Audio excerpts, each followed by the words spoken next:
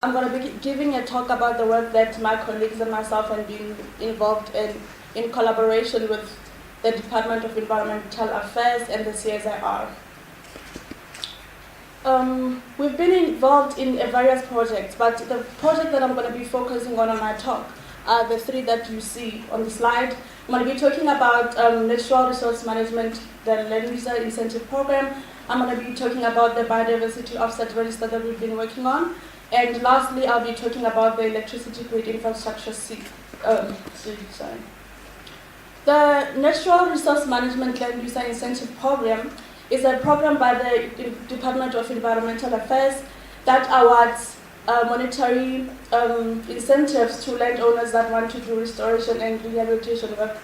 The aim of this incentive is to, our involvement in this is to provide a framework for the special information that will be used in the LUI, and we'll be providing a scoring system that DIA will be using to assess the land user incentive proposals that they get. Okay. Through the work that SANBI, as I mentioned, we're working with the CSIR. Through the work that we've been doing, we've developed a heuristic approach, and this approach basically identified specific areas in the catchment where rehabilitation work may provide the best returns. And this approach is mainly an assumptions approach. And one of the assumptions that we're making in this approach is that wetland systems that work in a cluster, that form part of a cluster rather, they function better than individual wetlands. And also we're looking at wetland clusters, that are in close proximity to rivers that are in a good or fair condition.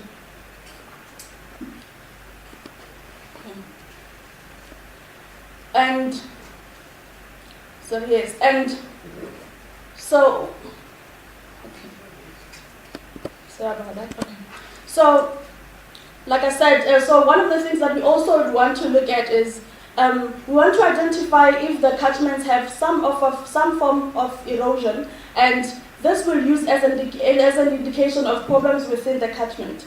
And what we do after looking at these assumptions is to create a set of scores, like I said, from 1 to 5. So what you see on the map here is subquaternary catchments that are ranked on a scale of 1 to 5, and 5 being what we can call the priority subquaternary catchments. And we are saying priority because this just basically highlights priority areas for scrutiny and finer scale planning. So we're not saying that these are the areas where they should go and do intervention work, but we're saying these are the areas where they are important because because they are firstly form part of a FIPA wetland cluster, and they are 100 meters from a river that's in a good condition, or they might be forming part of a CBA. So these are some of the maps that these are some of the range of maps that we've created as part of the project. And I just want to mention that what we come up with, it's just a model, and we're planning on testing the model and just to see that it makes sense on the ground. Because it's one thing to have a model and another for it not to work on the ground. So we're planning on testing the model on the ground. We're going to be looking at upstream of this priority. Okay, let me just go back to the map. We're going to be looking at upstream of this priority areas that are in red, and to see which ecological problems that we can fix upstream that will have an effect on the priorities downstream of this catchments. Okay, so that was one part of the work that we've been doing. Like I said, I'll be mentioning various projects that we're doing, and one of the projects that we've been doing was working on biodiversity offset. I'm just going to start by defining what it is, and these are measurable conservation outcomes that are resulting from actions to compensate for residual negative biodiversity impacts of development on biodiversity. The objectives of biodiversity offset is to compensate for, like I mentioned, for compensate for biodiversity that has been lost as a result of a particular development. So we've been looking at some of the development proposals that have triggered biodiversity set on the landscape. And we're doing this mainly because we just want to get a spatial representation of this proposed development and their related biodiversity offset so that we can quantify what biodiversity has been lost versus that which has been gained. So I'm going to give you an example of a development proposal that was made in Mpumalanga. So this was a township development that was made, and so if you look over here, this portion of so this is just one farm. So this portion of the farm, that's where the proposal was made. So you can see, according to the biodiversity sector plan from Mpumalanga from 2007, this was identified as a critical biodiversity area. Then you can understand why this particular development triggered a biodiversity offset.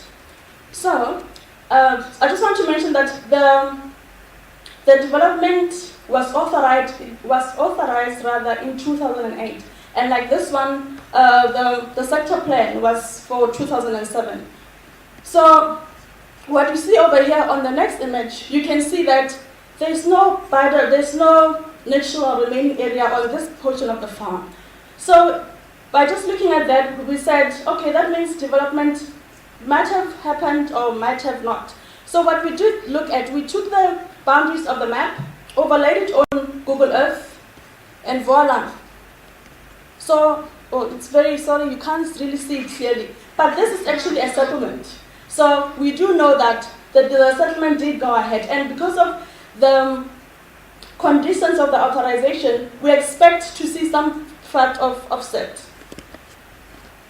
So this just shows that this land cover, it just testifies that and confirms that indeed the development did occur, because you can see that the land cover class in this particular part of the farm has been changed to rural settlement. And I just want to mention that when we look at offset, we must have an indication of where in the landscape will be the offset receiving area.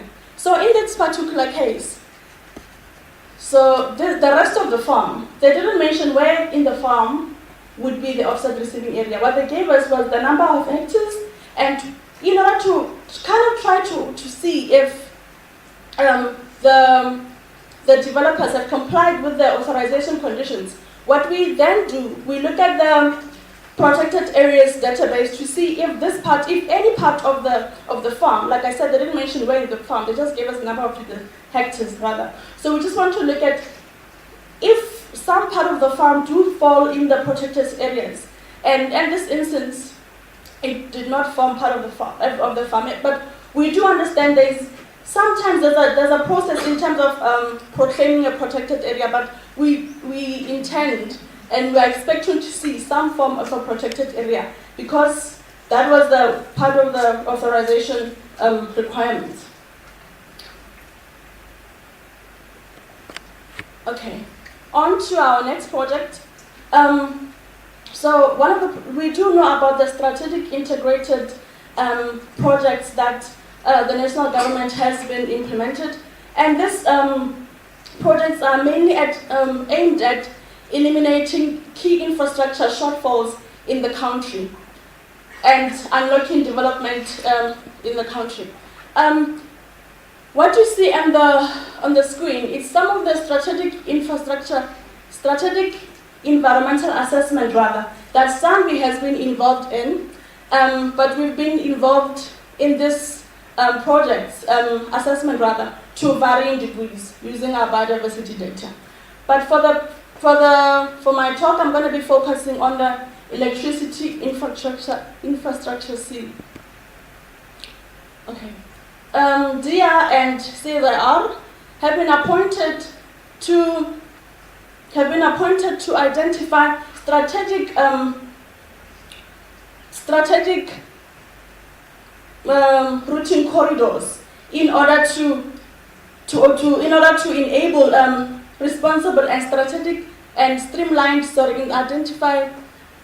strategic and streamlined expansion of the electricity infrastructure in support of SIP10. And SIP10 is one of the SIP that focuses on electricity transmission and distribution. So the electricity grid infrastructure, we aim to identify strategic corridors that support the electricity transmission up to 2040. And our job was to define the corridors based on high-level suitability by looking at environmental, economic, as well as social perspectives. So these are the data sets over here. These are the biodiversity-related data set that we use in the sea. So we've used protected areas, species of special concern. And if you look at this map over here, this is preliminary corridors that we got from Eskom. And they were based on already existing electricity infrastructure such as substations and transmission lines. So the map in the middle, it's a wall-to-wall environmental constraints map. So we did this for the whole of the country, but we did environmental constraints for the whole of for the country. And if you look over here, okay, sorry. So this over here is the SKA area, and you can see clearly your protected areas over here. And we refined the corridors so that they also take into consideration environmental sensitivity as well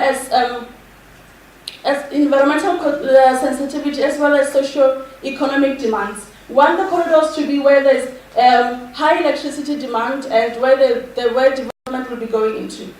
So this map is the map of refined corridors that we made. So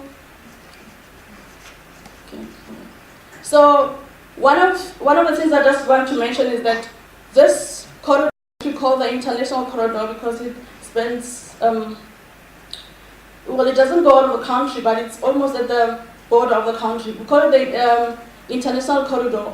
We shifted it, and mainly one of the reasons that it was shifted a bit is because of the environmental sensitivity in that area, in that part of the country. So these maps that you see, these are the sensitivity. Okay, this map over here is the sensitivity areas map. So we took the constraints and we gave it to experts, and they had to determine how sensitive those features within the constraints map are to electricity grid infrastructure. And the darker areas are areas where they rated as very high, and the green will be low. So by using this sensitivity map, we created the cost.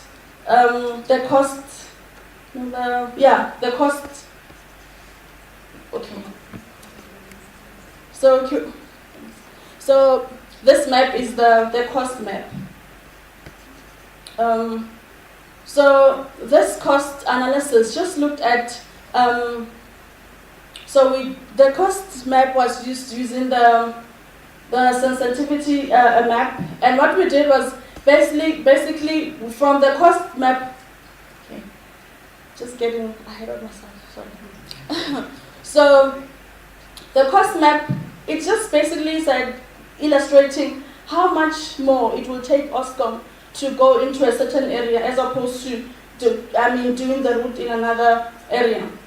So my colleague, I wish I could say that I did this good work, but it's part of, it was a core area for one of my colleagues. But basically what it did was to just use the cost analysis map, which is this map over here, to create least cost pathway. So this basically looks at where in the area will it cost Eskom the least amount of money to do the route, or where is it where is it not sensitive enough? Where is it less sensitive, if I can put it that way. Yeah, where is it less sensitive? And this will provide Eskom with this will provide Eskom with